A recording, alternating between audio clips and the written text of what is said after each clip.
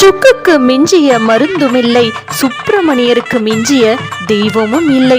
அப்பா, நான் உன்னை நினைத்து கொண்டே உன் கூடவே இருக்கணும்னு இரவு தூங்கும் போது நினைச்சுக்கிட்டேங்க. அடுத்த நாளே காணும் பொங்கலுக்கு காண கிடைக்காத அற்புதமாக அந்த திருத்தணி முருகனை மிக அருகில் சென்று வழிபட வாய்ப்பு கிடைச்சது. அதுவும் வெள்ளி கவசத்துல அந்த அற்புத காட்சியை பார்க்கும் பொழுது வாழ்க்கையில பார்க்க வேண்டியது அனைத்தையும் பார்த்ததாக ஒரு ஆனந்தம்ங்க.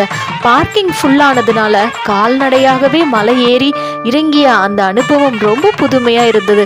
கூட்ட நெரிசலா இருந்தா கூட குமரனை பார்க்காம திரும்ப மாட்டோம்பா அப்படின்னு பக்தர்கள் அலைக்கடல் போல் உச்சி வெயிலையும் பொருட்படுத்தாது வந்து கொண்டே இருந்தாங்கங்க. வெற்றிவேல் முருகனுக்கு அரோகரா அரோகரா. பூந்தமல்லியிலிருந்து திருத்தணிக்கு வெறும் 73 கிலோமீட்டர் தான். 1.5 மணி நேரத்துல நீங்க இந்த கோவிலை அடைஞ்சிடலாம்.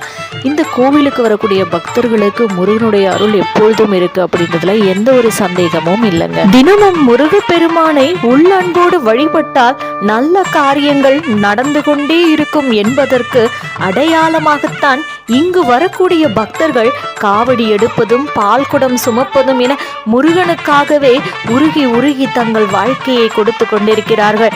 இதனால்தான் முருகருக்குரிய பக்தர்களின் எண்ணிக்கை மிக அதிகமாக உள்ளது. இது போன்ற மேலும் பல நல்ல தகவல்களுடன் மீண்டும் அடுத்த காணொளியில் சந்திப்போம். அறுபடை வீடுகள்ல நீங்க அடிக்கடி போகக்கூடிய திருத்தலம் எது அப்படிங்கறத கமெண்ட்ல சொல்ல மறந்துடாதீங்க.